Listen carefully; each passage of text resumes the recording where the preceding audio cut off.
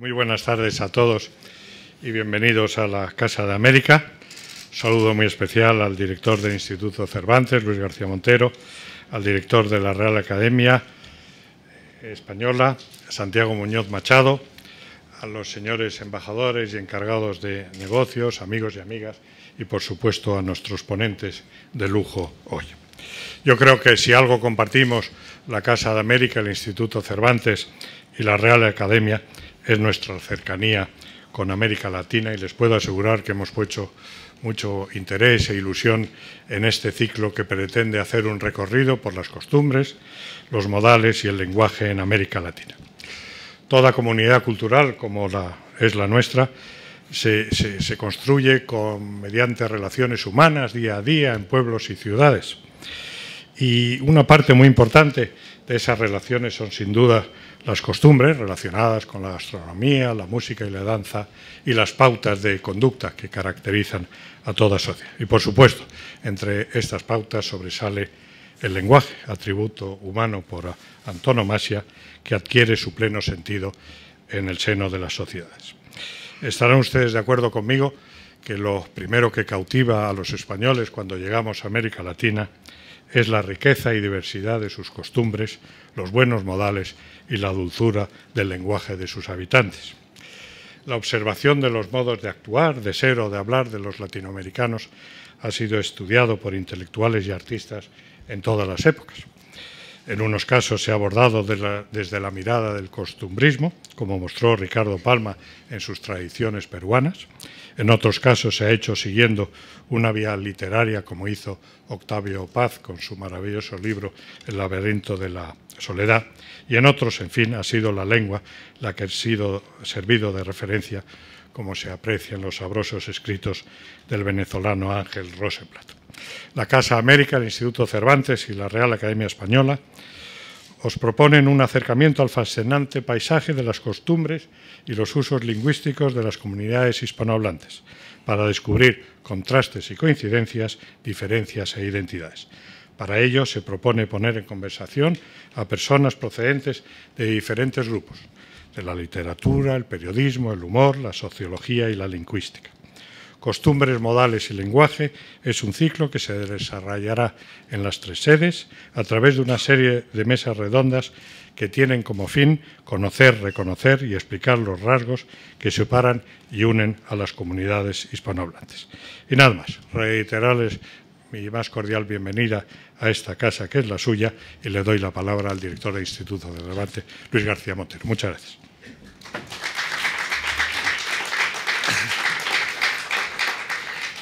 Muchísimas gracias, director, por la hospitalidad y la invitación a disfrutar de este acto que yo considero de mucha importancia y mucha significación. El lenguaje está pegado a la piel de la vida, y el lenguaje tiene un espacio que jugar muy importante a la hora de reflexionar sobre nuestro pasado y sobre todo sobre nuestro futuro. Saber y estar orgullosos de las cosas que se han hecho bien y corregir las cosas que se han hecho mal. A mí me parece fundamental, cuando pensamos en el lenguaje, y lo siento ya no como director del Instituto Cervantes, sino como poeta, saber que una lengua tan importante como la nuestra tiene un doble reto. Por una parte, tiene que ser una lengua de máxima comunicación, una lengua estándar que asegure la comunicación de 480 millones de hablantes que la tienen como nativa y casi 600 millones que la tienen como lengua de comunicación. Debemos defender esa gran capacidad de comunicación. Y, por otra parte, debemos reconocer que la mejor manera de defender la legitimidad de su capacidad comunicativa es respetar la singularidad. Una lengua pierde sus valores si deja de ser la lengua materna con la que uno ha aprendido a decir madre, a decir tengo frío, a decir cuídame. Y esa es nuestra doble tarea, defender la capacidad la hermandad de la palabra con la vida cotidiana, que la hace nuestra, cuerpo y alma nuestro, con su capacidad comunicativa, evitando la fragmentación. Tenemos el lujo de poseer un idioma que ha conseguido mantener las singularidades de lo maternal y al mismo tiempo una consolidada capacidad de comunicación. Y ese es el marco de respeto en el que trabajamos, y hay cosas que se han hecho muy bien. Yo no me canso de repetir que la Real Academia Española tuvo una decisión frente a todos los prejuicios a la hora de decir que el diccionario ya no lo hace la Academia Española, sino las academias en acuerdo de todos los países hispanoamericanos. Y el panhispanismo pues es fundamental. En la tradición de Andrés Bello, pero también la tradición de Rubén Darío, cuando decía tantos millones de hombres hablaremos inglés, y después en la epístola a la señora Lugones, pues dice yo panamericanicé. Y eso lo estudia Octavio Paz y de pronto dice, después de las suspicacias contra el casticismo y contra el españolismo, y después de vivir mucho tiempo en Francia, pues de pronto Rubén Darío descubre que su espíritu y su tradición es la tradición hispánica y se hace panhispanista y decide defender la herencia común que tenemos que defender. Y esa herencia común se defiende en el respeto, en saber que como se habla en Valladolid es tan legítimo que como se habla en mi ciudad, en Granada, y como se habla en Ecuador es tan legítimo que como se habla en Buenos Aires, porque no es hablar bien o mal, es hablar de la manera que el español y el castellano se habla en cada sitio. Esa es la mejor manera de responder a lo que es la vida del lenguaje, pegada a la piel de lo cotidiano. Y más que tener muchas ocurrencias, pues debemos ser conscientes que el idioma se va transformando según se transforma la sociedad, y que las transformaciones sociales son después las que van transformando el lenguaje entre todos. A mí me gustaría soñar. En este momento me parece que tenemos un reto por delante. Y bueno, lo dice Octavio Paz hablando en El Caracol y la Sirena sobre Rubén Darío. Otros idiomas se han hecho lengua franca en nombre del mercantilismo, en nombre del negocio fácil, en nombre de unos valores que siempre han tenido que ver con sus tradiciones de piratería. A mí me parece que estamos en un momento donde deberíamos recuperar una memoria que nos haga que el español, nuestra apuesta panhispánica por el español, sea una apuesta por los valores, y no los valores del pasado, sino por los valores democráticos que nos comprometen con el futuro.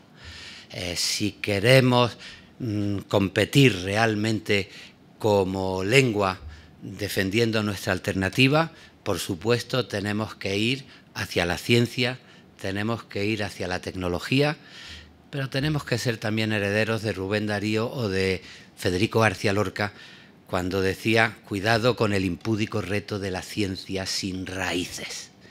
Y las raíces son siempre los derechos humanos, el respeto a la dignidad de los seres humanos, y nuestra tarea es, tal y como está el mundo, convertir al español en una lengua que seduzca por la defensa de los valores democráticos, que son los valores que nos pueden comprometer a defender como hermanos nuestro idioma en México, en Argentina, en España o en cualquier país del mundo donde digamos soy yo, tengo frío, cuídame en español. Muchas gracias.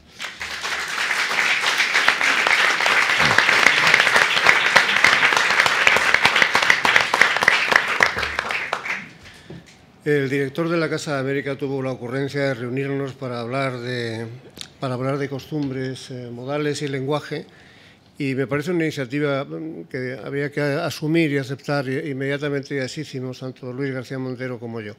Vamos a hacer las exposiciones en 3 sedes. Cuando lleguemos a la nuestra, que es la española, yo les diré cómo había entendido este concepto, esta tríada de conceptos sobre lo que tendríamos que hablar. Pensé que realmente costumbres y modales pueden modular el lenguaje, impulsar cambios, maneras distintas de expresar las mismas ideas, y realmente en la historia de nuestras relaciones con América esto ha ocurrido repetidamente, y es bonito realmente estudiarlo, recordarlo, cuáles han sido las tensiones que las costumbres distintas, las culturas distintas, las tensiones a que han sometido el lenguaje.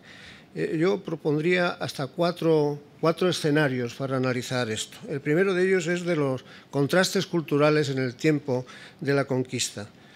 Cómo se las arreglaron para que la lengua castellana pudiera convivir con centenares de lenguas que nadie de los recién llegados españoles entendía. Cómo designar a cosas que allí para los españoles eran absolutamente desconocidas en el ámbito de la naturaleza, los árboles, los animales, todas las circunstancias eran, todas las cosas que veían en aquellas zonas boscosas eran absolutamente desconocidas y había que ponerles un nombre. Cómo fue necesario incorporar palabras de los indios al idioma castellano, incorporar americanismos, ya saben, la vieja y bonita historia de Canoa. Cómo explicar por parte de los españoles conceptos abstractos que formaban parte de su cultura. Cómo explicar, por ejemplo, el significado de la confesión, los evangelizadores, o el significado de la Santísima Trinidad, o el perdón de los pecados, o la inmortalidad. ¿Esto con qué lenguaje? ¿Qué lenguaje hay que utilizar para hacerlo? Los indios no podían entender nada de esto y solo llegaron a coincidir en conceptos culturales cuando los españoles se dieron cuenta que, por ejemplo, los aztecas manejaban cruces, existía el símbolo de la cruz y pensaron entonces que probablemente allí había habido una evangelización antes de que ellos la hicieran. Y en efecto se pensó que probablemente el evangelizador había sido Santo Tomás, que fue de los apóstoles el que fue más lejos alrededor del mundo. Y se desarrolló una doctrina según la cual Quetzalcóatl, la serpiente emplumada de los aztecas, era realmente Santo Tomás, porque si no, ¿de qué manera se cumplió aquel mandato de Jesús, id y predicar a todas las gentes? Se habían desobedecido los apóstoles a Jesús al no llegar a América y abandonar ese enorme continente a su suerte. Bueno, ¿cómo explicar todos estos conceptos? Muchos de ellos, como digo, conceptos abstractos. ¿Por qué no iba a ser Tonantzin, la diosa azteca, la Virgen de Guadalupe? Y así sucesivamente. El segundo periodo es el de la colonia. Chocan entonces pueblos de españoles acostumbrados a la civilización española que se rigen según los usos y costumbres de la administración castellana, y los pueblos de indios a los que se respeta que el mandato no sea un regidor, sino el curaca, el cacique, y hablan la lengua de otra manera y se relacionan con leyes que son distintas para aquellos territorios. ¿Qué hablaban los españoles que llegaron a América? Importante asunto este, porque llegaron a América gente de todas las regiones españolas. Sí, probablemente de todas las regiones españolas, pero fundamentalmente andaluces y extremeños. Más sevillanos y gente de Badajoz que de ninguna otra provincia. Y esos castellanos de ese tiempo, ¿qué idioma hablaban? No estaba definido todavía un castellano unitario en aquella época, de modo que era una mezcolanza de un idioma que estaba en plena formación. Cuando se dice los americanos hablan andaluz, fundamentalmente, la influencia máxima ha sido de Andalucía. Bueno, de Andalucía o de Sevilla. Y de Sevilla entera o del puerto de Sevilla, que era realmente con quien conectaban aquellos individuos. Aldeanos viajaron a América e hidalgos con culturas, modales y formación completamente distinta. ¿Cómo se produjo el final de esa mezcolanza para sacar de ahí? ¿Salió una lengua común, producto de muchas mezclas o no? El tercer periodo es el de las independencias, el tercer escenario, el de las independencias. ¿Qué hablar entonces? ¿Qué idioma utilizar por parte de los criollos independentistas? ¿El idioma de Castilla, el idioma castizo de Castilla o el idioma propio de cada una de aquellas naciones que tenía ya a la altura de las independencias particularidades fonéticas y léxicas muy señaladas. ¿De qué dependía esa peculiaridad? ¿De dónde salió tanta especialidad? ¿Era preferible derivar del castellano tradicional una lengua propia de cada uno de aquellos países, como todos los países que se han independizado y constituido en naciones han creado su propia lengua? ¿Cómo continuar con la lengua de la metrópoli y no crear una lengua nueva y distinta? ¿Hablar una lengua campesina y antigua o una lengua nueva y civilizada? ¿Civilización o barbarie? Que es el gran enunciado de Sarmiento. Cuarto y último escenario. La lucha por una lengua única, que es donde estamos metidos desde mediados del siglo XIX en adelante y muy señaladamente en la actualidad. ¿Cómo se hace esa lengua? ¿Cómo se regula esa lengua? ¿Con formas procedentes del español de Castilla o con formas procedentes de todas partes? La Academia Española, que tanto ha tenido que ver en la regulación de la lengua, utilizó durante muchos años el criterio de que el español que va al diccionario es el español de Castilla, no el español de América. Y hubo una cerrazón importante durante mucho tiempo a no incorporar neologismos procedentes de América al diccionario, lo cual suponía una expulsión. De ahí a lo que acaba de señalar Luis García Montero respecto de la convivencia ahora de un regulador colectivo que decide sobre los grandes parámetros, los grandes problemas de la lengua en común, utilizando políticas que comparten, pasando las novedades por todas las academias de la lengua hispana, pues es un progreso realmente extraordinario. El mantenimiento, no obstante, por encima de esa uniformidad mínima de nuestra lengua para que nos podamos entender, de una lengua única, de particularismos, pues es algo esencial para nuestra convivencia en el futuro. Hay que fomentar esas culturas, costumbres y modales particulares y su proyección en el lenguaje. Nunca podremos hacer otra cosa que admitir y aceptar todas esas especialidades. Recordarán quizá los que estén más avezados a la lectura de temas lingüísticos un viejo trabajo de Ángel Rosenblatt que, titulado El castellano de España y el castellano de América, simulaba un viaje en el que los turistas se encontraban continuamente con sorpresas de cómo aparecían palabras en cada país que visitaban que no conocían en el país de origen. De regreso a España, Rosenblatt se encontró con una palabra inmediatamente que es calpancalá. Calpancalá. Les reto a quien no haya leído el libro que me digan qué significa eso, que es castellano de Madrid. Calpancalá. Calpancalá es cal para encalar. Cal para encalar, que es pero que se maneja habitualmente también en muchos territorios. En mi pueblo hay un bar que se llama Calpancalá y me ha costado descifrarlo hasta que he leído a Rosenblatt. Bueno, de manera que lo que quería decirles es que tiene una proyección, lo que estamos viendo sobre el lenguaje ordinario de todas las épocas. Hay historias tan bonitas detrás de lo que vamos a contar en estas 3 sesiones que les animo a que no se pierdan ninguna. Y con esto ya dejo paso a la mesa redonda a Paco Moreno. Muchas gracias.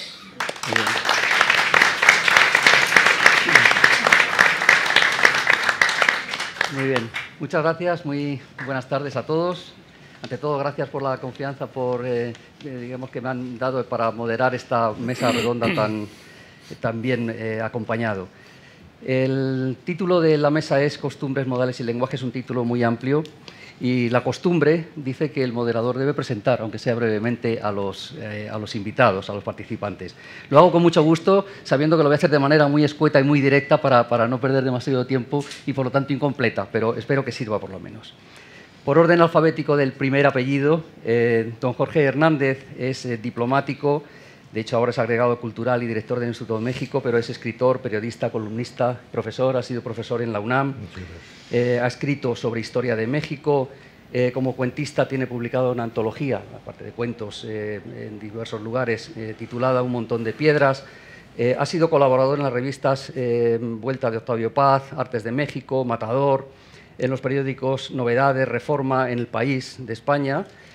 Tiene también una novela que fue finalista del primer Premio Internacional de Novela Alfaguara, La Emperatriz de Lavapiés, y también ha tenido una vida activa en los medios de comunicación, trabajando como conductor y como colaborador en programas de diversos canales y noticieros, como Noticias 22, Radio Fórmula o la televisión de la UNAM. Laureano Márquez es licenciado en Ciencias Políticas por la Universidad Central de Venezuela, tiene un posgrado en Planificación y Gestión Gubernamental. Luego de su formación para las lides de gobierno en cuestiones administrativas, decidió dar un giro y dedicarse al humorismo. Es autor de 5 libros de humor, el más reciente se va a presentar en esta casa también, es Historieta de Venezuela de Macuro a Maduro, junto al humorista gráfico Edo Sanabria. Ha sido guionista de televisión, monologuista de humor, docente universitario y en 2010 obtuvo en Nueva York el Premio Internacional de Libertad de Prensa que otorga el Comité para la Protección de Periodistas. Carme Riera, profesora, escritora multipremiada en español o castellano y en catalán. Ella es catedrática de literatura en la Universidad Autónoma de Barcelona y es académica de número de la Real Academia Española, donde ingresó con un título de regusto borgiano sobre un lugar parecido a la felicidad. Y entre sus premios está el Premio Nacional de Letras del año 2015, el Premio Prudenci Bertrana de Novela, el Premio Anagrama de Ensayo por la Escuela de Barcelona, Barral, Gil de Viedma y Gotisolo, el Premio Ramon Llull por Joc de Miralls y en catalán el Premio Josep Pla, el Premio Sant Jordi por La mitad del ánima. Es una parca representación de los muchos premios que atesora. Carme Riera también ha sido distinguida con la Medalla de Oro de las Islas Baleares, que es el máximo galardón que otorga esta comunidad autónoma. Y Daniel Samper Pizano, es colombiano, periodista y escritor. Ha vivido los últimos 30 años con un pie en España y otro pie en Colombia, con lo cual debe estar un poco desequilibrado. Fue reportero, editor y columnista del Tiempo en Colombia, editor de Cambio 16 en España, libretista de televisión, profesor también universitario y de la Fundación Gabriel García Márquez para el Nuevo Periodismo. Autor de una treintena de libros, la mayoría de ellos con artículos de humor, 3 novelas, varios textos sobre periodismo y además biógrafo oficial de Lelutier, que no es cosa pequeña. Es Nieman Fellow de la Universidad de Harvard, es ganador, entre otros, del premio Marianne Moores Cabot de la Universidad de Colombia y es miembro de la Academia Colombiana y, por lo tanto, correspondiente de la Real Academia Española. Este es nuestro elenco para, como decía, hablar de estos temas con este enunciado tan general de costumbres, modales y lenguaje, que me gustaría centrar mínimamente y explicarles que lo que haremos para desarrollar la conversación en los minutos que compartamos con ustedes será plantear 4 o 5 cuestiones generales para que ellos expongan su punto de vista y puedan, de manera abierta y cruzada, comentarse, ampliarse o replicarse lo que consideren oportuno. A la hora de explicar lo que es una costumbre o lo que son los modales, pues podríamos pensar en lo que hacemos cada mañana cuando nos levantamos a las 7, si revisamos el Facebook cuando nos acostamos a las 9, o si tenemos la costumbre de asistir a las fiestas patronales de nuestro pueblo en cada una de nuestras comunidades. Es decir, entra todo, y casi lo mismo se podría decir de los modales. Por eso, por no recurrir a las definiciones del diccionario académico, que es recurso de mediocres, porque lo pone en la academia tan fácil que todo el mundo acude a la definición y a partir de ahí monta el discurso. No voy a recurrir a ello porque además hay aquí representantes de la academia que podrían hacer un mejor uso de su obra, pero sí me voy a limitar a una referencia a propósito de costumbre de Ortega, que tampoco está muy de moda porque todo el mundo cita a Ortega, pero es que en este caso viene al pelo. A propósito de costumbre, Ortega distingue entre lo que son costumbres rígidas y costumbres débiles. Y entre las costumbres débiles dice: los usos y costumbres en el vestir, en el comer, en el trato social y corriente, en el decir de la gente, simbolizan ese tipo de costumbres débiles o difusos. Y dice algo que es muy significativo, con mucha potencia sociológica: el uso, en cualquiera de sus reconocidas dimensiones, domina a la gente. Y en lo que se refiere a los modales, voy a utilizar una referencia también muy breve, pero en este caso procedente del mundo de la sociología y de la educación, un mundo que se pregunta por qué son importantes los modales en la vida social. Y la respuesta que se plantea es, pues porque la sociabilidad, esos modales son importantes para la sociabilidad, porque ninguna sociedad puede prescindir de ellas, más allá de todas las contradicciones que surgen y de la diversidad de códigos en que se plasmen, siempre será necesario que existan modos de regulación del comportamiento en sociedad. Con ese marco general lanzo la primera pregunta, que sería: ¿qué son los modales? ¿Qué entendemos por costumbres? ¿Y por qué son importantes? La cortesía tradicional diría que le diera la palabra en primer lugar a Carmen Riera, pero no sé si a estas alturas estaría bien visto o no. En cualquier caso, no. Si ella lo acepta, claro. Podemos empezar por ahí. La cortesía antigua, porque tendrías que respetar el orden alfabético. Bueno, lo podemos hacer. Creo yo, ¿no? Porque bueno, podrían decir que... No. por Bueno, favor. vemos que hay aquí un juego floral. Ah, claro. ¿Sois machistas, entonces? Bueno, vamos a... No, más bien soy perezoso y quiero seguir la línea. No, para empezar bien vamos a darle al orden alfabético, que es mucho más... Vamos por peso. Muy bien, en eso sí. Por peso diplomático. En eso sí. Adelante. A ver, yo quería decir que en primer lugar estoy muy agradecido y muy honrado de estar aquí y eso lo dictan los buenos modales que tengo que empezar por ahí. En segundo lugar, yo quiero mencionar a mi abuelo Pedro Félix, que es un hombre que relativamente hace poco seguía diciendo cuál es su gracia a mis amigos, y entonces el ridículo era que todos decían, pues yo toco la guitarra, yo sé recitar, y había que explicarles, te estaba pidiendo tu nombre. Muchos amigos de mi abuelo Pedro todavía decían ansí o ansina, es decir, hablaban como el Quijote. Y quería yo mencionar que como mexicano es el tema, las tres palabras que componen el tema, es el pan nuestro de cada día, tanto para el turista ocasional como para el funcionario y el diplomático. Yo creo que mi embajadora que está aquí no me dejará mentir, que hay muchos compatriotas que se sienten ofendidos, por ejemplo, que llegan y lo primero que nos afecta es la costumbre del volumen. Hay un volumen diferente en un bar de Madrid a el susurro meloso de un café en Guanajuato. En segundo lugar, que llama la atención el discreto encanto de los diminutivos. Por ahí hay algún andaluz que los puede decir, como lo ha dicho mi poeta, con tanta gracia y donaire, pero se nota que somos mexicanos en cuanto decimos, con permisito, queremos azuquita, si no es mucha molestita. El otro día, si no es mucha molestita. Eso ya es contra la academia, ¿no? Y por supuesto son muy famosas las anécdotas que le adjudican, por un lado a Alfonso Reyes, pero la misma anécdota dicen que le pasó a José Emilio Pacheco, que Reyes se quejó en un hotel de que se había desconchinflado la llave de la tina y que quería un plomero. Y fue un problemón hasta que se descifró que era que se había averiado el grifo de la bañera y que había que llamar a un fontanero. Es decir, diciendo exactamente lo mismo con otras palabras. Dicho lo cual, yo estaba pensando, también porque lo dijo mi poeta, que es Octavio Paz, por ejemplo, tenía un gran ejemplo de cómo las palabras lo ayudaban a salir incluso de un brete. En esta misma casa me tocó presenciar a una joven escritora que le dijo que le había mandado su libro engargolado. Engargolado significa empastado o encuadernado, ¿no? Engargolado no se usa aquí. Y lo sé porque cuando vine a estudiar me costó pasar por 7 papelerías hasta que uno me entendió que yo lo que quería era encuadernar unos documentos.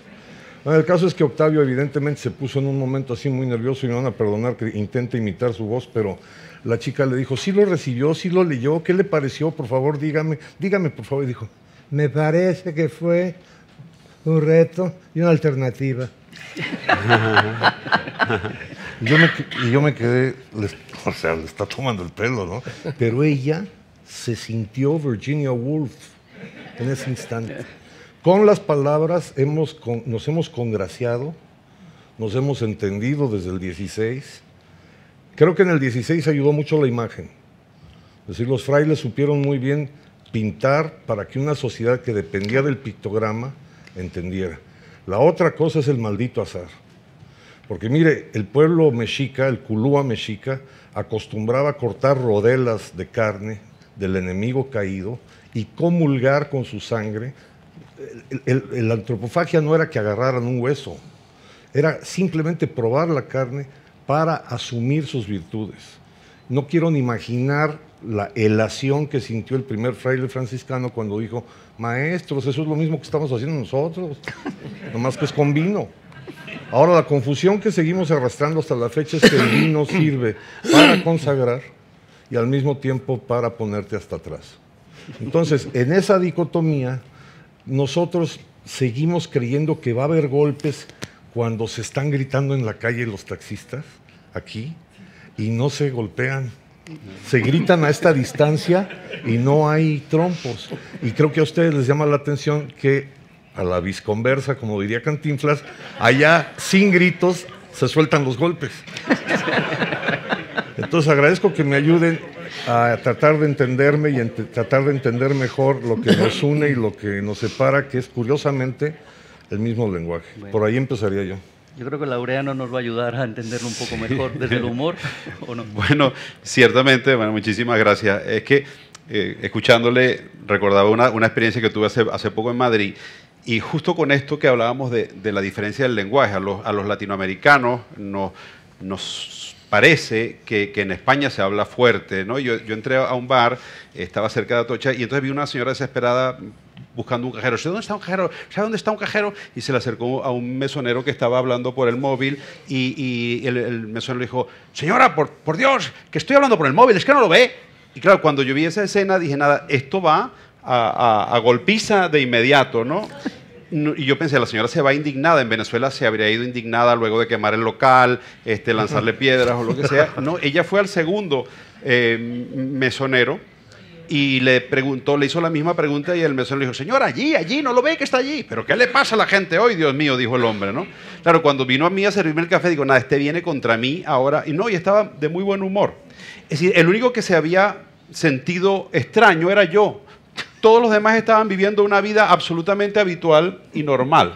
Entonces, efectivamente, los latinoamericanos tenemos en nuestra manera de hablar, en nuestros tonos, en nuestras modales, en el lenguaje, mucha suavidad que efectivamente a veces contrasta con la agresividad de nuestras naciones. Y yo pensando en esto de los modales, recuerdo que siempre a uno de pequeño le hacían cosas, preguntas, ¿no? Que me vinieron a la mente. Por ejemplo, cuando uno hacía algo que estaba mal, le decían: ¿qué modales son esos? La palabra modales en sí misma ya representa algo. Después uno la puede adjetivar: buenos modales, malos modales. Pero a mí me decían cosas como: a usted en su casa no le enseñaron modales. Y claro, los modales en el fondo son reglas de urbanidad, de entendernos, de conseguir trato amable entre nosotros, de llevarnos bien, de respetarnos en la convivencia, en el estar en la mesa o en el estar en espacios donde compartimos con otros, no comportarnos como si estuviésemos solos, ¿no? Y claro, y también notaba que los modales cambian mucho en función de las circunstancias, y reflexionaba en algo que yo he observado en mi caso, en mi país, en Venezuela, que es: en Venezuela, llegar a tiempo a un sitio puede considerarse una profunda falta de urbanidad. Es decir, nosotros en Venezuela, cuando nos citamos a una hora, nunca decimos como aquí una hora precisa. Esto comienza a las 19. No, nosotros además no usamos la hora de 24, sino las 8 de la mañana, las 8 de la tarde. Uno dice: nos vemos a golpe de 8. A golpe de 8 es una hora laxa que va entre las 7:45 y las 8:30. Y si uno llega en ese rango, uno está bien. De hecho, cuando uno llega un poquito tarde y se disculpa, oh, disculpa que llegué tarde, la otra persona seguramente va a decir: si es que yo acabo de llegar.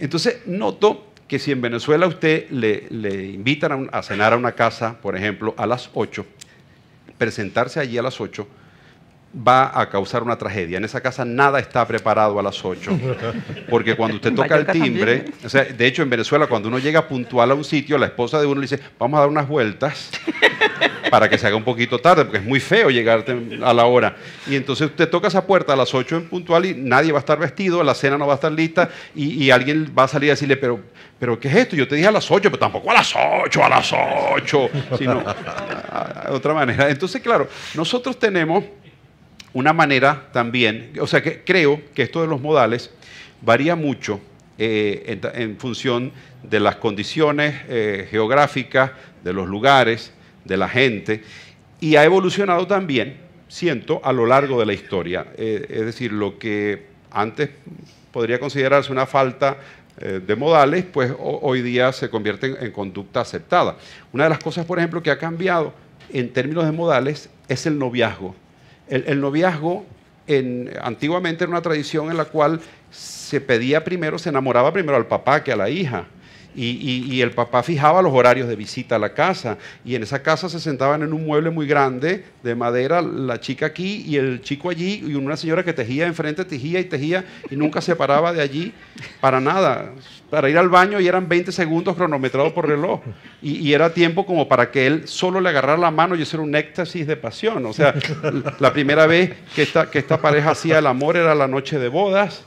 Hoy día es la última, o sea, ha cambiado mucho, y eso también son formas. Hoy un caballero se presentaba impecablemente vestido en una casa. Si uno ve cómo llega el novio de mi hija con unos pantalones rotos y un pelo recogido de ciertas cosas que, bueno, que para mi costumbre no era habitual, pues uno se siente como... bueno, extraño, o sea, uno extraña aquellos tiempos. Entonces, claro, todas esas cosas creo que también forman parte de esas reglas que al final tienen que ver con llevarnos bien, con tratarnos amables, con tener comportamiento adecuado para relacionarnos unos con otros. Y Carmen, desde Mallorca, ¿cómo se ve todo esto? No, es que cuando tú estabas hablando de Venezuela y de que no está bien llegar puntual, yo me he acordado de mi tierra, de Mallorca, en la que nosotros quedamos por la tarde a hora baja, al atardecer, y entonces tampoco hay esa referencia de una hora exacta, porque es algo así, bueno, pues ya llegarás o ya te esperaré o no. Claro. No, esa costumbre, por tanto, nos debemos parecer mucho a los venezolanos, cosa que yo no sabía por esa razón. Bueno, yo miré en Google la palabra modales, a ver qué referencias había actuales, y me encontré una referencia estupenda, los verbos modales en inglés, muchísimas, y ejercicios. Lo cual quiere decir que es una palabra, en cierto modo, en desuso. Pero yo, que soy muy mayor, en mi colegio, en el Sagrado Corazón, los modales eran absolutamente imprescindibles. Teníamos una lección de compostura. En la lección de compostura nos enseñaban todo. Bueno, nos educaban para hacer una buena boda, cosa que en mi caso no ocurrió, y en muchos casos tampoco. Y entonces tenías que saber desde, sobre todo, manejar los cubiertos, jamás, como he visto ahora muchas veces, dejar, por supuesto, los móviles no existían, pero ahora también es de muy malos modales dejar un móvil al lado de tu plato y de tus cubiertos, es horroroso, dejar el bolso, es decir, ese tipo de cosas. Pero teníamos que comer muy bien, teníamos que saludar. Esa cosa, yo el otro día tomé un autobús en Madrid y me pasó una cosa increíble. Dije buenas tardes al conductor y el conductor me dijo, ¿qué? ¿Qué quiere? Y yo le dije, nada. ¿Cómo que nada? ¿Usted se cree que eso es un taxi? Yo, no. ¿Usted debe querer que yo le baje en una parada que no es? Yo de verdad, o sea, alucinaba. Era un malhumorado espantoso solo porque dije buenas tardes. Es decir, algo, bueno, pues un poco esa cosa bronca que tenemos aquí. Entonces, las monjas mías eran realmente extraordinarias, eran francesas, y entonces nos educaban con los modelos de la corte francesa. De manera que nosotras, por ejemplo, bueno, pues hacíamos mucho teatro. Y era muy interesante porque teníamos que ver el teatro de espaldas, así. Si el escenario estaba allí, si el escenario estaba aquí con ustedes, nosotras así. Hasta que la superiora decía, niñas, pueden mirar. Y entonces, poder mirar, es decir, nosotras seguíamos con puestas de cara a la superiora que estaba donde la chimenea, pero la cabeza así. Yo tengo tortícolis desde entonces, y como yo, muchas otras. Es decir, que los modales eran absolutamente necesarios para ese colegio en el que nos daban notas sobre buenos o malos modales cada sábado.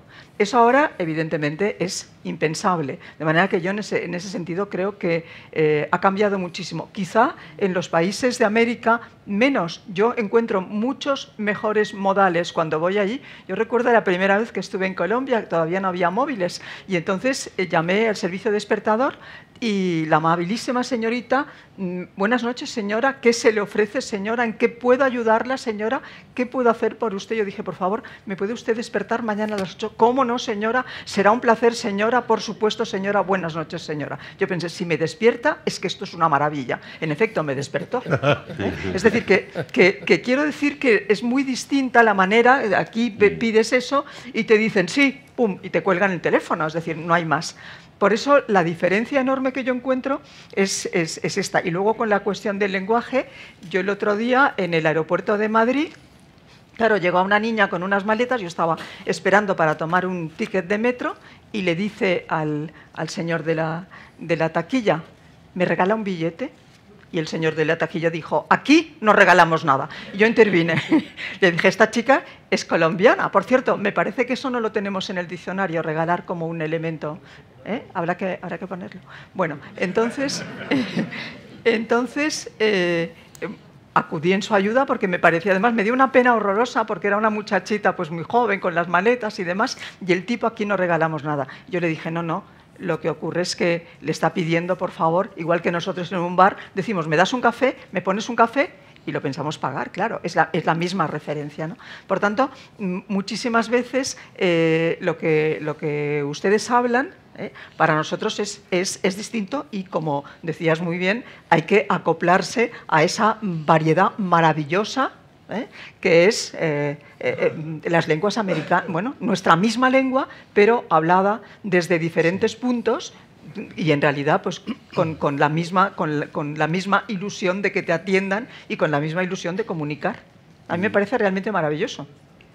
Ahora, Daniel Salmer nos va a aclarar qué son los modales y qué son las costumbres, ¿verdad?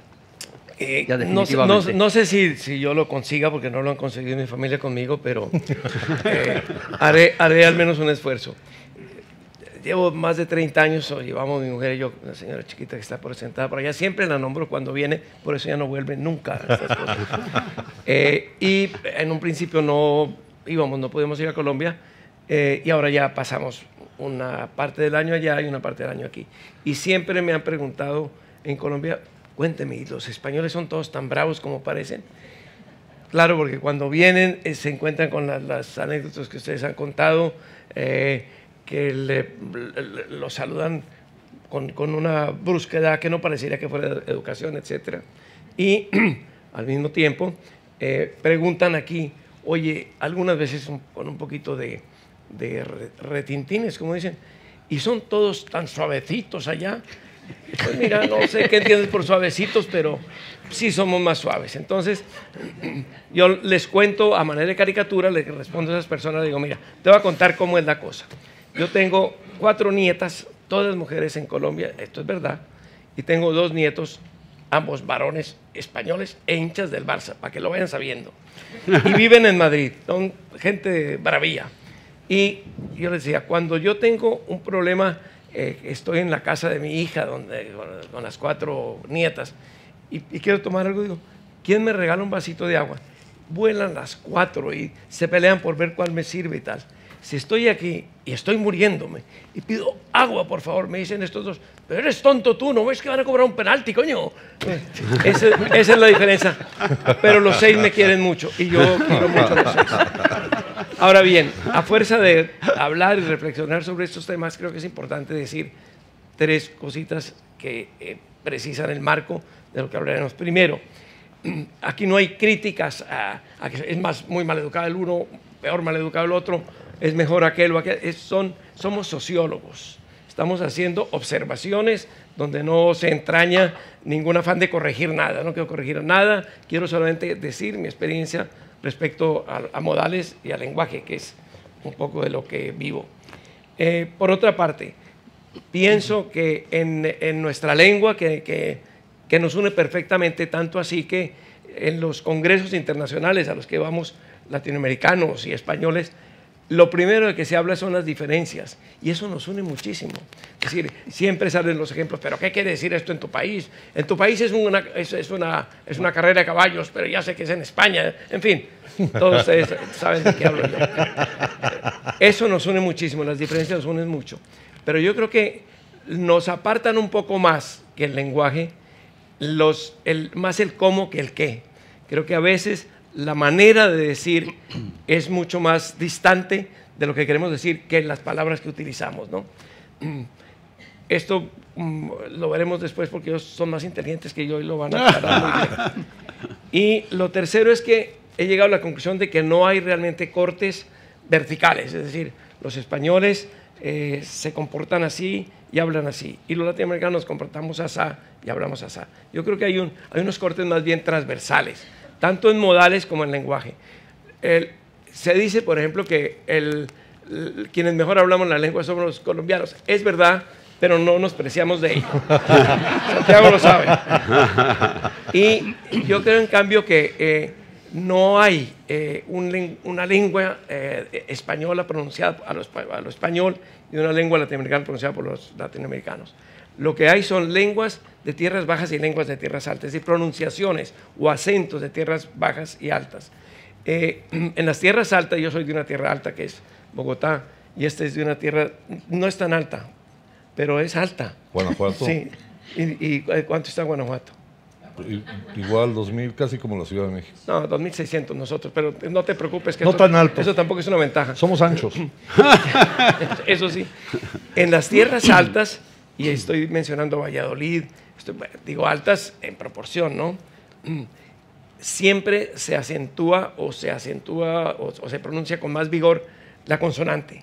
Y en las tierras bajas se pronuncia con más vigor la vocal. Por ejemplo, en México, la palabra constructor, ellos no saben que tienen vocales. Di constructor. Constructor.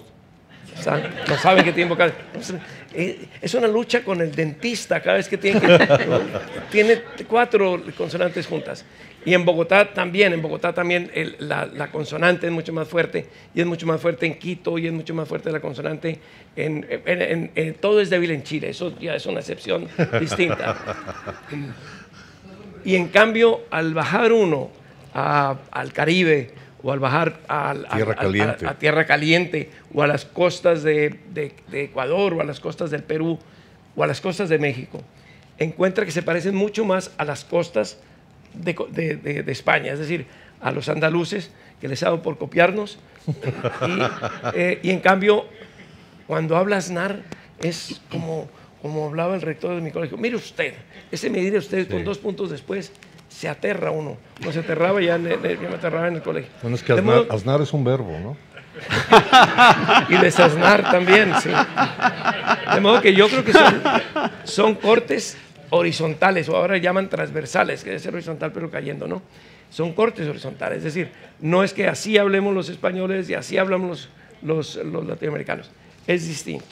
Dicho esto, quiero mencionar un ejemplo. Tú mencionabas, usted, perdón, porque es mi jefe, la comisión correspondiente nomás. ¿Cómo se llama la palabra Alcalá? ¿Qué? Pancalá. Bueno, ese yo se la he hecho en los gallos a Pepá. Pepá, que tú sabes qué es uno va y pide en Barranquilla, ¿qué tienen de comida? Tenemos no sé qué, no sé qué, Pepá. ¿Pepá qué es? Es pez espada. No, lo que pasa es que si tuviera consonante se pronunciaría pez espada, pero no tiene, entonces claro, es Pepá. Solo vocales. Solo vocales. Después de decir estas generalidades, voy a decir algunas cosas que son ciertas. No hay mucho tiempo, entonces tengo que soltarme rápido. Sí es verdad que los latinoamericanos, son mis conclusiones. Y repito, solo entraña una observación de sociólogo, porque soy colombiano, pero quiero tanto España como mi país. Sobre todo lo digo cuando estoy aquí, ¿no? En Colombia no me permitirían esto. Los latinoamericanos somos más corteses, eso es verdad. En el sentido de que nos preocupamos más por ser cariñosos, atender, etcétera, etcétera. Y eso que el bolero ha tenido en España grandes exponentes, ¿no? El bolero es típicamente eso, es melifluo, tiene que ser melifluo, no es bolero. Pero en España tiene muy buenos exponentes, y por eso es la gran música de nuestra lengua, porque no hay país que hable nuestra lengua donde no haya habido grandes compositores o grandes intérpretes del bolero, no de otras cosas. Somos más suaves en el trato, eso es verdad, más suaves, vamos, suavecitos, no suavecitos, que ya sé qué quiere decir, más suaves. Y tú mencionabas los diminutivos. Te voy a decir que, y esto está todo documentado en el diccionario de la... Documentadito en el diccionario panhispánico. Hay una palabra que, a fuerza de ser pequeña, se ha engrandecido mucho, que es chico. Por ejemplo, de chica o chica sale chiquita, sale chiquitita, que lo cantaban el ABBA, ¿cómo se llama? Estaba. Chiquitita, sí. Sale chiquirritín, y más pequeño que el chiquirritín, el chiquirritico. Y ya este tiene 13 letras. Y el chico, que era más grande, tiene 4 nomás. Es difícil de explicar, pero es cómo se puede redundar mucho más todavía en el diminutivo. Ahí te dejo para que el chiquirritico lo trabajes.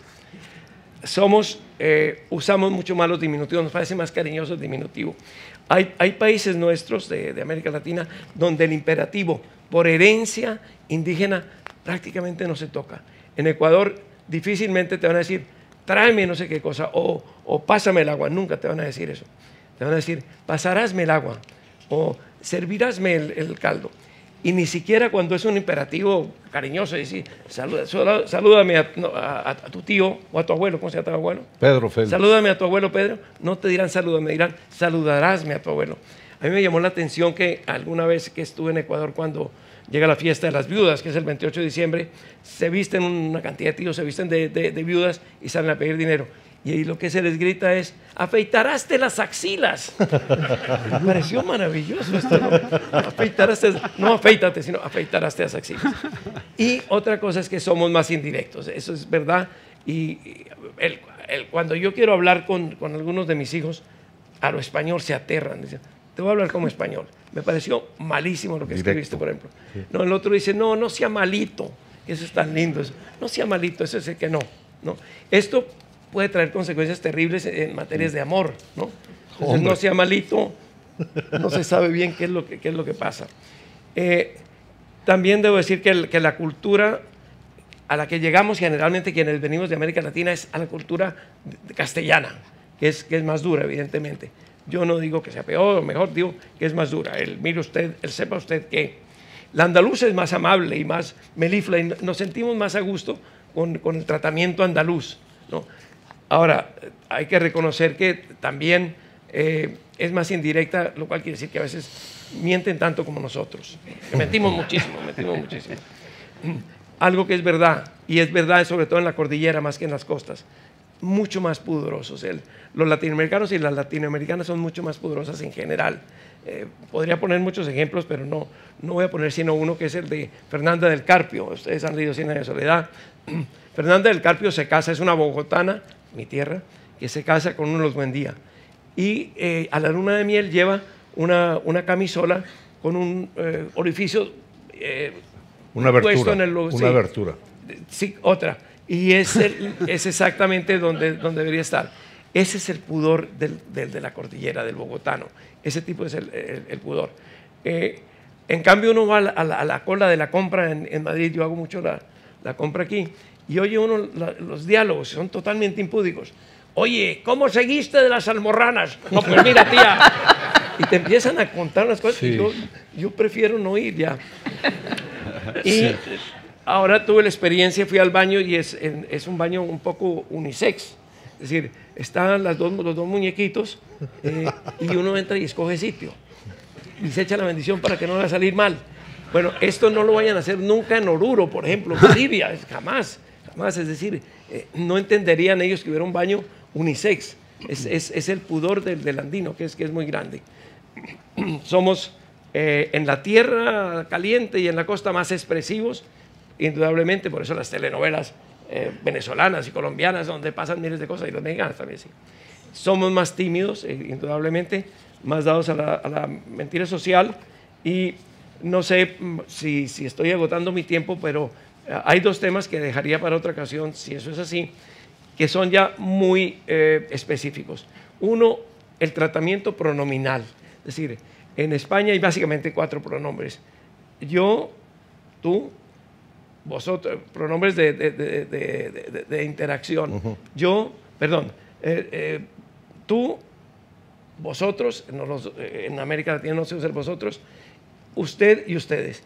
En América Latina hay por lo menos 6, los voy a mencionar rápidamente. El vos, que está en toda América, salvo en Cuba. Dijo vos, luego es argentino. No.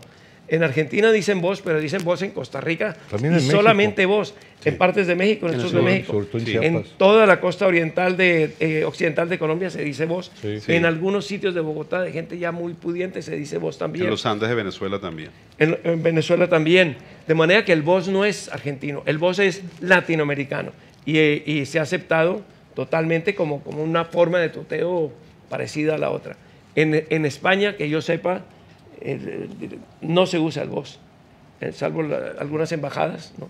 Sí. Y ahora se está usando en algunas Ahora ha entrado una coloquiales. fuerza política que se llama vos. Sí. No sé si vos estáis al tanto. Sí. Y se escribe con Esperamos X. que no se use mucho tampoco. En Mallorca Tenemos el sí. vos, tenemos Otra el vez. tú, tenemos una novedad que es el tú comercial, que es el tú que dicen por obligación las vendedoras de las tiendas. Yo alguna vez llegué, los bogotanos en eso somos muy especiales, pero llegué a una tienda de estas de aparaticos, de teléfonos y tal. ¿Qué quieres? ¿En qué te podemos servir? Yo le dije, perdóname, ¿por qué me estás tuteando? No sabía si era alguna prima mía que había conseguido puesto, pero me dijo, no, es que aquí todas tenemos órdenes de tutear. Aquí al cliente que entra, sea el obispo, el presidente, Aznar incluso, se le dice tú. Entonces, es el tú comercial obligatorio que está destrozando por completo el contexto del tú. Y tenemos el usted con mayúscula, que es el usted que se usa en Valladolid, aquí, el usted que se le dice al obispo. Y tenemos un usted muy especial, que es el usted bogotano, que cuando uno ha pasado por el usted majestático y el tú de confianza, se entra al usted. Eso ya solo lo usa uno con la mujer, con los hermanos, con los grandes amigos. El día que yo le diga a mi mujer, ¿cómo estás? Dice, ¿usted dónde viene? ¿Con quién estaba? Un peligro. Entonces, siempre el usted bogotano es... Y en muy pocos sitios, quizás en algún sitio de Chile, se usa ese usted, el usted íntimo. Costa Rica. Costa Rica también se utiliza. A mis hermanos jamás les diré tú, jamás. Usted siempre, y a veces los padres con el hijo, los hijos con el padre, pero con los amigos de colegio, siempre usted, el usted con minúscula. Hay una forma que es el su merced, que es muy peculiar de la tierra alta colombiana. O Buesa, Merced, que todavía los usaban Pero los claro, rancheros. pero esta no se usa en la literatura, esta se usa en la vida real. Se usa, si tú vas a Boyacá, por ejemplo, que queda no muy lejos de Bogotá, tierra alta, te van a decir su merced con la más absoluta tranquilidad. Y el último tema, que ese es el que aplazo para, si alguna vez me invitan a alguna cosa más, es la más difícil materia que uno puede examinar en cuanto a tratamiento en América y en España, que es el beso. ¿Cuándo se da un beso? ¿Cuándo se dan dos? ¿Cuándo no se besa? ¿Cuándo se besa en la boca? ¿Cuándo se besa en la mejilla? Eso es complicadísimo, porque creer que... alguna vez voy a decir solo una cosa sobre esto.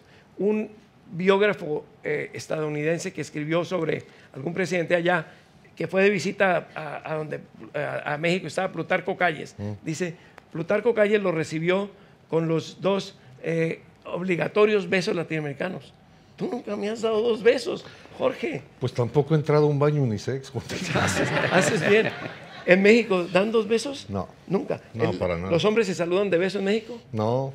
Bueno, pues en Argentina sí. En Argentina sí. Sí, y se ha mucho. impuesto en el fútbol. Son muy besucones. Claro. Ahora, hay que saber dónde se besa y dónde, no, quiero decir, en qué país. Sí, claro. Pues, si no aprendió uno ya, no aprende, ¿no? Claro.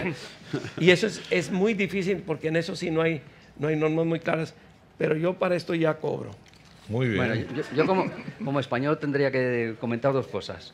Una de ellas es, tenemos mala fama con los diminutivos, porque efectivamente se utilizan más en América. Lo que ocurre es que se utilizan con más tipos de palabras distintas. Se utiliza con adjetivos, se utiliza con adverbios, con gerundios.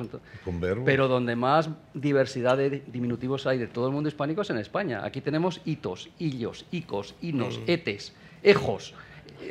Tenemos una diversidad que no existe en ningún otro país hispanohablante, que prácticamente se limitan al hito, claro, al ico, a los costarricenses lo llaman los ticos. Por lo tanto, compensamos, digamos, la cantidad por la diversidad. Y en segundo lugar, efectivamente, reconozco nuestra dureza y rudeza en el trato, pero hay que entender que la cortesía que sirve para organizar las relaciones humanas se basa en 2 ejes fundamentales, un eje de poder y un eje de solidaridad, y que mientras las comunidades, la mayor parte de la sociedad hispanohablante se organizan de manera vertical, con lo cual el usted y el trato diferencial es más frecuente, En algunas sociedades, como la española o como la argentina, predomina la solidaridad. Y en cuanto hay el más mínimo detalle que te permite tutear al otro, allá que va el trato directo y el tuteo directo o el voceo directo en el caso de Argentina. Aquí lo del tuteo en España es una cosa absolutamente generalizada, pero tiene que ver con eso. La conclusión es que no es que seamos descorteses, es que somos corteses de otra manera. Claro. Digamos, tenemos nuestra cortesía encerrada, ¿no? Bueno, y lo cortés no quita lo Cuauhtémoc. Nosotros tratamos de ser corteses, pero no nos quitamos lo Cuauhtémoc. Lo Cuauhtémoc. A ver, yo quería, más o menos lo que acabo de aprender, según yo, es que las costumbres y los modales tienen una rara influencia sobre el lenguaje, que en ocasiones pasarán muchas generaciones para que se altere, porque ya es inconsciente. Por ejemplo, la mayoría de los mexicanos seguimos respondiendo a un llamado con mande. Y hay familias ahora progres que enfatizan mucho que los hijos no digan eso, porque es la sumisión asumida. ¿Okay? Yo crecí en inglés. El problema es que mi primer idioma fue hasta los 14 años hablar en inglés. Y yo reconozco que hay una asepsia digitalizada y ya tuiteable de querer ahorrar los rodeos barrocos que tenemos. Carlos Fuentes decía que, por ejemplo, la mentalidad norteamericana de ahorrar significa prisa, es que tú agarres el teléfono y digas, taxi, Alcalá 20, ahora mismo, pum. No tienes por qué decir gracias ni pedirlo por favor. Cosa que sucede en cafeterías a veces. No por descortesía, sino por eficacia. El problema es que nosotros seguimos heredándole a mis hijos, a nuestros nietos seguramente, muy buenas tardes, ¿cómo está usted? ¿Y cómo están todos los que trabajan ahí, en ese sitio donde mi padre empezó a viajar? ¿Sería usted tan amable, y si no es mucha molestia, mandarme un taxi a su casa? Que le recuerdo que es en el número 20, en la calle Alcalá. Por favor, no toque el claxon porque está enferma la sirvienta. Yo saldré y me reconoce. Y empiezas a dar datos a lo güey. Ese es la saliva que se gasta en eso, va en contra del Black Mirror, de la eficacia. Y donde veo que hemos sido afectados es en eso. Porque las costumbres y los modales que tenían una entrañabilidad emotiva muy fuerte. Por ejemplo, en Yucatán a mí me conmueve que la palabra buscar, cuando se mestizó con los mayas, significa buscar y también significa encontrar. Entonces, en Yucatán es muy común que tú le digas, ve a la habitación y ahí dejé la llave, y regresa el botones y te dice, lo busco y no lo busco. Porque para él tiene los dos significados, la misma palabra. Eso es entrañabilísimo. Pero ya lo otro, que es la cantidad de palabras en inglés que nos están invadiendo, a mí sí me incomoda. Ese tipo de transformación es la que va en contra de lo que acaba de decir el poeta y por ende el Instituto Cervantes. Bueno, había algunas preguntas que tenemos planteadas que tenían que ver con la diversidad de modales y costumbres en cada uno de nuestros países que ya han ido saliendo. No, hombre. Cómo los modales y las costumbres van cambiando, si no en el tiempo a largo plazo, que también, al menos entre generaciones, es algo muy, muy palpable. Y como el tiempo va avanzando, tal vez podríamos plantear una pregunta y dejamos las otras cuestiones para futuras mesas redondas, porque tenemos dos por delante, así es que están todos invitados para ir cerrando los temas que estamos proponiendo. Y el tema que quería plantearles para cerrar esta conversación tiene que ver con Internet y con las redes sociales, donde la que se llama netiqueta, ¿verdad? La etiqueta de la formalidad, la urbanidad expresada, o la ciberurbanidad expresada a través de las computadoras y de los ordenadores, pues está teniendo una importancia que nos afecta a nuestra vida cotidiana. ¿Cómo se ve desde cada una de sus perspectivas la cuestión de la cortesía, de las costumbres y de los modales en Internet? ¿Empiezas tú? Bueno, a ver, yo siempre digo, a modo de broma, que yo crecí en un tiempo en el cual no existía móvil. Y eso nos obligaba, en nuestro caso, a escuchar a nuestro padre. El padre hablaba y uno no tenía ningún elemento evasivo electrónico para, como ahora que le dices, sí, te estoy escuchando, te estoy prestando atención mientras ves el móvil, ¿no? Y además, en un tiempo en el cual comíamos en familia, de modo que teníamos las dos grandes tragedias, ¿no? Uno, no tener móvil para evadir, y dos, escuchar las conversaciones, ¿no? Noto que efectivamente el uso del móvil en términos de modales, de costumbres, se ha convertido en una agresión a la educación y a la cortesía, porque sí, efectivamente hay unas reglas para el uso del móvil, pero casi todos las violentamos y estamos con el móvil sobre la mesa y estamos, a veces yo he propuesto cuando hay alguna cena que estamos varios con el móvil y bueno, vamos a crear un grupo que se llame Cena de esta noche y entonces a lo mejor nos entendemos mejor hablando por las redes que hablándonos personalmente y mirándonos la cara. Entonces, creo que efectivamente este tiempo requiere como una modalidad de modales para enfrentar estas cosas nuevas. Y por otro lado, yo noto, yo hacía unas reflexiones sobre ese punto, que las cosas han cambiado mucho, el antes y el ahora. Por ejemplo, recuerdo que antes uno memorizaba una serie de números de teléfono. Los contactos, las relaciones de uno eran limitadas. Ahora perteneces a grupos donde hay 6.728 personas en el que te han metido sin consultarte y el WhatsApp se te llena de mensajes, el correo electrónico se te llena de publicidad. Entonces tenemos mayor capacidad de comunicación, pero menos modales para comunicarnos. Por ejemplo, el correo que su merced me envió, hace algunas semanas, yo pude responderlo, fue hoy, pero es claro, es que se me atraganta el correo electrónico de las miles de tiendas donde has pasado alguna vez en la vida hace 15 años y te siguen enviando correos electrónicos de su publicidad y entonces a veces se te pierde la posibilidad de comunicación. Siento que eso es un elemento sobre el cual tenemos que tomar conciencia, en que el uso de la tecnología no afecte pues algunas cosas que tradicionalmente han sido nuestros modales y nuestra manera de comportarnos. Carmen. Sí, una nota a pie de página de lo que decías tú.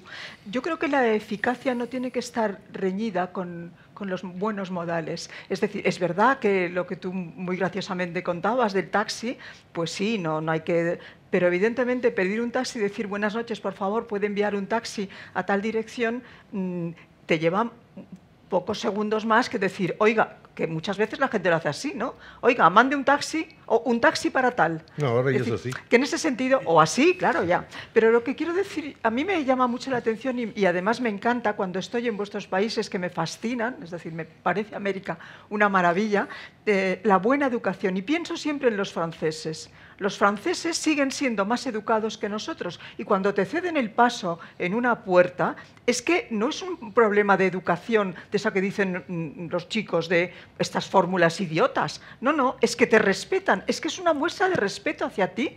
Y eso es lo que me parece siempre que estoy en América, que vuestra educación es una forma de respeto, una forma de atención al otro. Y por eso me parece tan fascinante. Y creo que esto, el hecho de que haya que ser más eficaces, no lo tiene por qué quitar. Es decir, en Francia, cuando te saludan, cuando te desean buenos días de una manera muchísimo más cálida que lo hacemos aquí, aunque también han perdido algo, pues demuestran eso, el respeto que te tienen, ¿no? Y en cuanto a la cuestión de que decías tú de Internet, mis estudiantes, cuando te mandan un mensaje, no lo encabezan.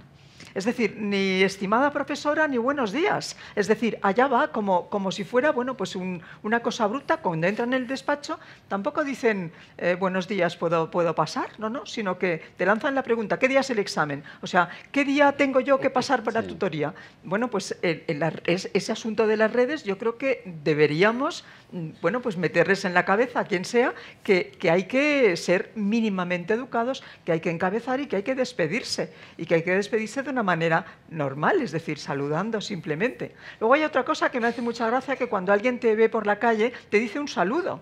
No, hombre, no. un saludo es lo que me mandas cuando no estoy. Ahora si me dices buenos días me estás saludando. No entiendo, tú que eres especialista en eso, ¿cómo te pueden decir un saludo si es lo que tú esperas es buenos días o buenas tardes? No, hola, un saludo. Yo digo, ¿qué saludo de qué? Pero ya me estás saludando, ¿no? Es decir, ¿cómo quizá ese hecho de lo escrito y del mensaje completamente de Internet se ha impuesto incluso en las relaciones? Y después lo que tú decías que tiene mucha gracia.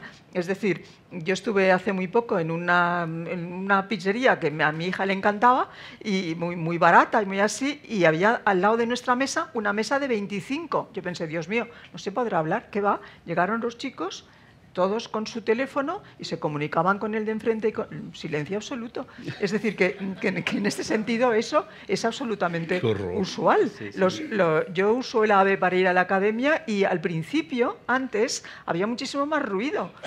Ahora no, porque la gente en realidad utiliza el móvil con los... y casi no oyes nada. Claro. Es decir, que todo eso ha cambiado. No habla con el vecino, aunque sea su vecino y su amiga. No, Sí. no. Está hablando con otros que no están. Es decir, eso va a cambiar. Y lo que decías tú de la memoria, bueno, si tú te pierdes en una ciudad, preguntas a alguien mayor, seguramente te ayuda. Pero si preguntas a alguien joven y es amable, dice un momento. Y entonces saca el móvil, pone la dirección en Google y te la da. Yo para esto lo hago yo, pienso, bueno, pero no.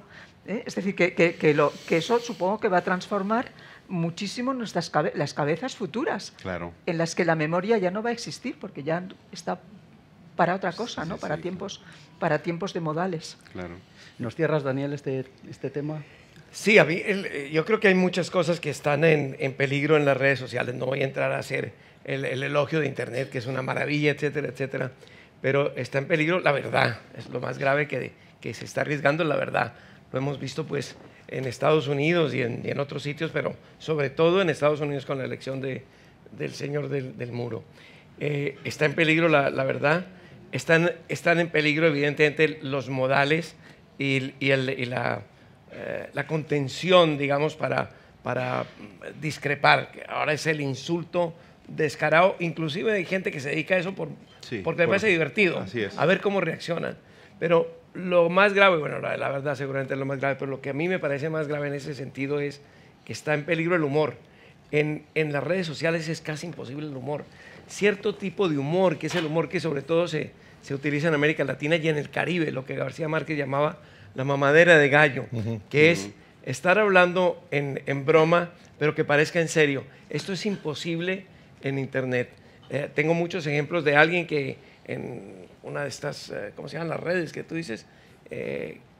Comenta algo con ironía, ¿no? Como que dice, oye, te vi, ¿qué cantidad de pelo te ha salido? ¿No? Yo entiendo que me están diciendo que no me ha salido, pero eso se pierde en Internet. Y la fórmula para que eso no se pierda es ridícula, que es la de los malos humoristas, que es que se ríen al principio y al final. Entonces ponen tres caritas, jajaja, y hacen el comentario, jajaja. Entonces, de verdad es un peligro. Bueno, sí, ¿cómo se llama? El emoji, los emojis. Nuevos, sí, entonces nuevos códices. es muy complicado. Y además en la prensa, perdón, Daniel, que fíjese usted que en la prensa en Estados Unidos acaban de sacar, creo que los caricaturistas, Sí. O sea, es muy grave que la respuesta a la corrección política o a ese tipo de Sí. cosas sea la exclusión del humor, que es una En el New forma... York Times, Claro. prohibidos, Sí. Que a veces es la única forma. Sí, por ejemplo, en Cuando- Venezuela se ha convertido en muchos casos en la única forma de protestar. En Brasil, cuando la dictadura militar, los cantantes y los humoristas respondieron por el país, ¿no? Entonces, que eso se pierda y sobre todo que se pierdan ciertas modalidades. El español es mucho más directo, es decir, el ciudadano español es en general mucho más directo en su humor. No es a dos bandas, es a una sola banda. Repito, son observaciones de sociólogo. En cambio, en ciertos países de América Latina, sobre todo en los países del Caribe y tal, el humor es a tres bandas, ¿no? Te están haciendo un juego al decirte determinada cosa y te están diciendo lo contrario. Eso se pierde por completo en las redes. No es posible no hacerlo. Yo creo que, por ejemplo, llevar a Lelutier a las redes sería acabar con Lelutier, ¿no? Claro. Lelutier tiene una cantidad de sobreentendidos en todo lo que dicen, en lo que cantan, que esto puesto en el lenguaje brutal de las redes se pierde por completo. Pero sí hay una delgadísima veta que yo la celebro, que es la de los memes. Y se debe al ocio. Hay mucho ocioso que no tiene la gracia de que le den trabajo en una embajada, por ejemplo. Pero yo creo que Johann Sebastian Mastropiero podría pasarse al meme, que es entre la imagen y el juego de palabras, es el sueño de Quevedo. Porque Quevedo también, digamos, se multiplicó en el albur mexicano. Quevedo yo creo que hubiera estado feliz en Tepito. En Góngora no. Contá qué es el albur. El albur es retruécano de una palabra que te está diciendo algo sin decírtelo, sin ser cantinflismo. Pero es verdad que siempre se refiere a algo erótico. Erótico o escatológico. Sí, sí. Ten trapito para que limpies. Pero espera que te metiste con Quevedo y eso... me alerta. Él era bastante directo, ¿no? La voz del culo que llamamos pedo, no me digas que esto... No, es bastante peninsular y directo, pero al mismo tiempo jugaba con eso como una especie de... Hombre, sí, de los triple sentido por la época misma invitada de esto, sí. Bueno, pues... pero perdón, yo no quiero que terminemos sin mencionar a otro venezolano, y yo se lo prometí al director de la casa. Y yo, por otro lado, creo que Manuel Antonio del Rosario Carreño, que es el que nació en Caracas y murió en París, hizo un manual que sigue siendo más o menos el vademecum hasta incluso de mi generación, y que hemos dado por hecho que muchas cosas ya son obsoletas. Es probable que haya una oportunidad ahora, lo digo para las editoriales, que alguien se pusiera a decir que, francamente, no es que sea solo mala educación. Es que es una tontería que estés hablando con una persona a través de una pantalla si la persona está a tu lado. Sí, tiene que ver con algo de las neuronas, tiene que ver con algo básico. Claro. Y a lo mejor a alguien se le ocurre hacer como un nuevo manual honrando a Carreño, y el nuevo Carreño tendría que incluir este tipo de costumbres y de modales que estamos asumiendo y que estamos dando por hecho. Y darlo por hecho es en donde está el problema. En última instancia, en abono a lo que propuso el poeta, y voy a ser muy patriotero, pero Benito Juárez, no sé si se la plagió, pero él dijo: el respeto al derecho ajeno es la paz. Mientras eso se mantenga entre distintos idiomas y dentro del mismo idioma, que sepamos respetar, porque luego hay una agresividad para defender el coto, ¿no? Hay muchas ocasiones en que mexicanos quieren imponer la palabra mexicana que se usa como si fuera superior, mejor, más contundente, o al revés. Pero mientras no caigamos en ese tipo de irresponsabilidad y apelamos al respeto que mencionaba Carmen, yo creo que todo esto es una maravilla de la vitalidad que tiene nuestro idioma y una pujanza mucho más cibernética que la de los astronautas. Muchísimo más. Las redes no acabarán con el español, acabarán enriqueciéndolo. Yo creo en todo que sí. caso. Si me de... Sí, claro.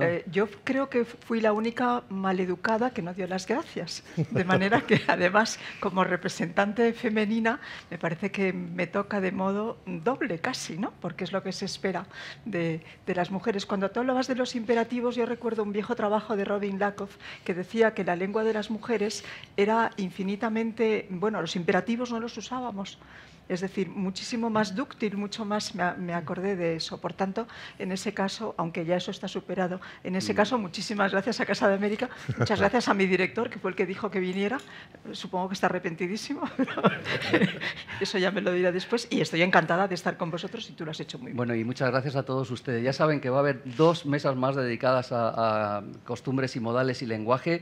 Probablemente los temas se enfocarán más, queda mucho por hablar, no solo de los temas que estamos planteando, sino de lo que son cuestiones de modales en el mundo de la empresa y en el mundo profesional, en el mundo de la enseñanza, y luego lo que es la dimensión puramente lingüística en el aspecto histórico y en el aspecto sincrónico. Es decir, quedan muchas cosas por hablar. Así que quedan de esta manera invitados a las 2 mesas redondas que van a complementar a esta que estamos concluyendo ahora. Y ahora los invito a no agarrar el móvil inmediatamente, sino a ponerse a hablar entre todos, e incluso si quieren hacerle preguntas a nuestros invitados, pues pueden acercarse y hacerlo. Pero de momento, simplemente muchas gracias y muy buenas tardes.